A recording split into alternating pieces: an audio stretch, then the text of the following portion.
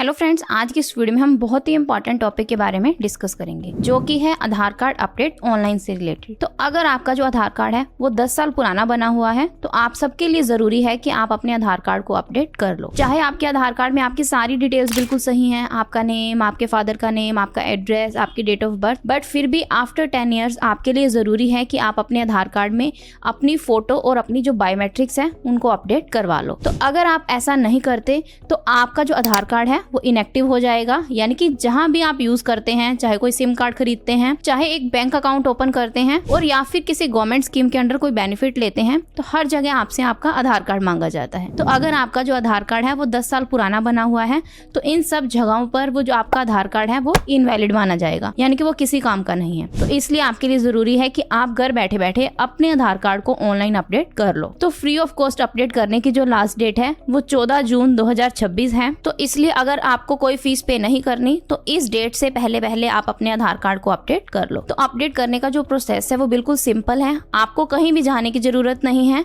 आप इजीली घर बैठे बैठे आधार कार्ड के ऑफिशियल पोर्टल पर विजिट करके अपना जो आधार कार्ड है वो अपडेट कर सकते हैं। तो अगर आपका आधार कार्ड अपडेट नहीं है और आप करना चाहते हैं तो इसके लिए आपने कुछ नहीं करना, सिंपली अपने मोबाइल फोन या फिर लैपटॉप में गूगल क्रोम ब्राउजर ओपन कर लेना है और बाकी का जो प्रोसेस है वो मैं आपको साथ के साथ बताती हूँ। तो बाकी सारा प्रोसेस भी मैं आपको इस वीडियो में बता रही हूँ, तो आप जल्दी से ओपन कर लो और साथ साथ सारा प्रोसेस कंप्लीट करो। तो सबसे पहले आपने कुछ नहीं करना, गूगल क्रोम ओपन करना है और यहाँ सर्च करना है माय आधार। तो यहाँ आपके पास जो टॉप पर लिंक आएगा, आपने उस लिंक पर क्लिक करना है। तो कुछ इस टाइप का इंटरफेस आपको शो होगा। तो जैसे हम इस पेज को स्क्रॉल करते हैं तो यहाँ हमें बहुत सारे ऑप्शन शो होंगे। तो हमने यहाँ पर डॉक्यूमेंट अपडेट वाले ऑप्शन पर क्लिक करना है। तो यहाँ आप देख सकते हैं, यहाँ लिखा हुआ है कि सर्विस 14 जून 2026 तक फ्री ऑफ कॉस्ट है।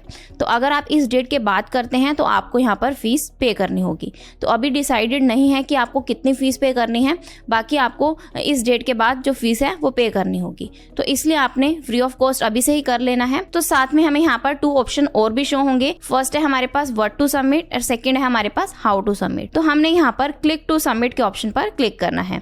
तो यहाँ हमने सबसे पहले अपना आधार नंबर एंटर करना है, कैप्चा कोड एंटर करना है और लॉगिन विद ओटीपी के ऑप्शन पर क्लिक करना है। तो इतना करते ही हमारे सेम इसी मोबाइल नंबर पर वेरिफिकेशन के लिए एक ओटीपी सेंड किया जाएगा।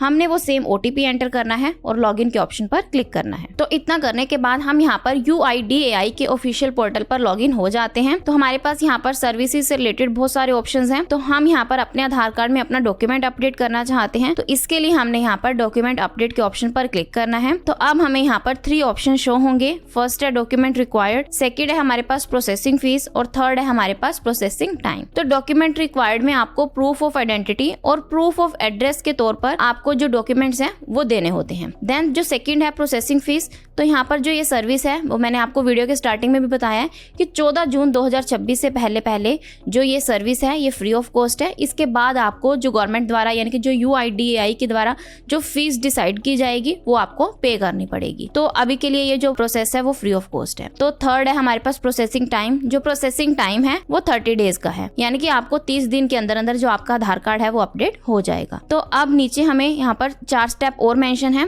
फर्स्ट है हमारे पास वेरीफाई डेमोग्राफिक डिटेल्स, सेकंड है हमारे पास upload proof of identity and proof of address documents और थर्ड है हमारे पास वेरीफाई डॉक्यूमेंट्स और लास्ट है हमारे पास कंप्लीशन ऑफ रिक्वेस्ट। तो यहाँ हमने नेक्स्ट के ऑप्शन पर क्लिक करना है। तो इतना करने के बाद हमें यहाँ पर जो अपनी डेमोग्राफिक डिटेल्स हैं वो शो होंगी। तो सबसे पहले हमने यहाँ पर अपनी डिटेल्स को वेरीफाई करना है कि आपके डिटेल्स में किसी भी टाइप की कोई मिस्टेक तो नहीं है। तो अगर कोई मिस्टेक है तो आप एडिट के ऑप्शन पर क्लिक करके उस मिस्टेक को रेक्टिफाई कर सकते हैं। अदरवाइज आपने यहाँ पर I verify that the details are correct, इस चेकबॉक्स को आपने यहाँ पर सिलेक्ट करना है। अगर आपको लगता है कि कोई मिस्टेक नहीं है तो आपने इस चेकबॉक्स को सिलेक्ट करना है और नेक्स्ट के ऑप्शन पर क्लिक करना है। तो अब जो सेकंड स्टेप है वो है डॉक्यूमेंट अपलोड करने का। तो यहाँ सबसे पहले हमने डॉक्यूमेंट अपलोड से रिलेटेड हमें यहाँ पर जो कुछ गाइडलाइंस दी गई हैं उनमें क्लियरली मेंशन है कि जो डॉक्यूमेंट का साइज है वो 2 MB से ज्यादा नहीं होना चाहिए और जो फाइल फॉर्मेट रहेगा वो JPEG, PNG और PDF होना चाहिए। तो सबसे पहले हमने प्रूफ ऑफ आइडेंटिटी में एक डॉक्यूमेंट सिलेक्ट करना है और अपलोड करना है। तो यहाँ कंप्लीट लिस्ट ओपन हो जाएगी। तो यहाँ पर आप इस लिस्ट में से कोई भी डॉक्यूमेंट सिलेक्ट कर सकते हैं। तो हम यहाँ पर अपना वोटर ID कार्ड सिलेक्ट कर लेते हैं।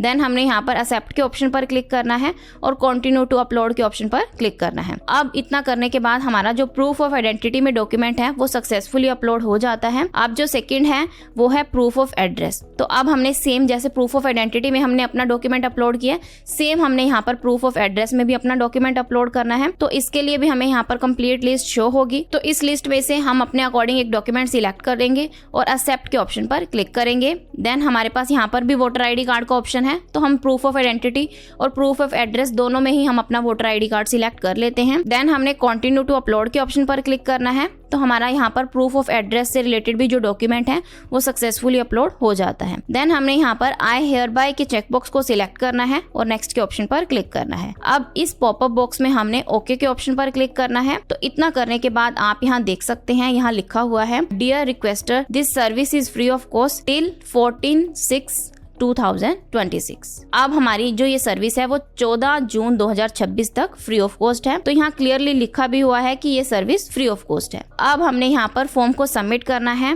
तो आप यहाँ देख सकते हैं हमारा जो फॉर्म है वो सक्सेसफुली सबमिट हो चुका है और यहाँ पर जो ट्रांजेक्शन स्टेटस है उसमें भी हमें यहाँ पर सक्सेस शो हो रहा है। तो अब यहाँ पर एक एक्नॉलेजमेंट रिसिप्ट जनरेट होगी जिसमें कि हमारा जो SRN नंबर है यानी कि सर्विस रिक्वेस्ट नंबर है वो भी मेंशन है। तो इस फॉर्म को अगर आप डाउनलोड करना चाहें तो आप कर सकते हैं, क्योंकि इस फॉर्म में हमारा जो SRN नंबर है वो मेंशन रहता है। तो इस नंबर की हेल्प से ही हम ट्रैक कर सकते हैं कि हमारा जो आधार कार्ड है वो अपडेट हुआ है या नहीं हुआ, यानी कि जो प्रोसेस है वो कहाँ तक पहुंचा है। तो इस चीज को चेक करने के लिए जो ये SRN नंबर है ये मैंडेटरी होता है। तो आपने या तो इस पेज की फोटो क्लिक कर लेनी है अपने फोन में, या फिर इस जो पूरा जो फॉर्म है इसको अपने मोबाइल फोन या फिर लैपटॉप जहाँ से भी आप कर रहे हैं उसमें आपने डाउनलोड करके रख लेना है। तो जैसा कि मैंने आपको वीडियो के मिड में भी बताया था कि जो प्रोसेसिंग टाइम है वो 30 डेज का रहता है। तो विद इन 30 डेज आपका जो आधार कार्ड है वो अपडेट हो जाएगा। तो ये था कंप्लीट कि कैसे आप घर बैठे बैठे अपने आधार कार्ड को अपडेट कर सकते हैं। तो आई होप आपके सारे डाउट्स क्लियर होंगे। अगर आपको फिर भी कोई डाउट है तो आप कमेंट सेक्शन में पूछ सकते हैं। So this is the end of my video. अगर आपको मेरी वीडियो अच्छी लगी हो तो प्लीज मेरी वीडियो को लाइक करें और मेरे चैनल को सब्सक्राइब करें। Thanks for listening and thank you everyone.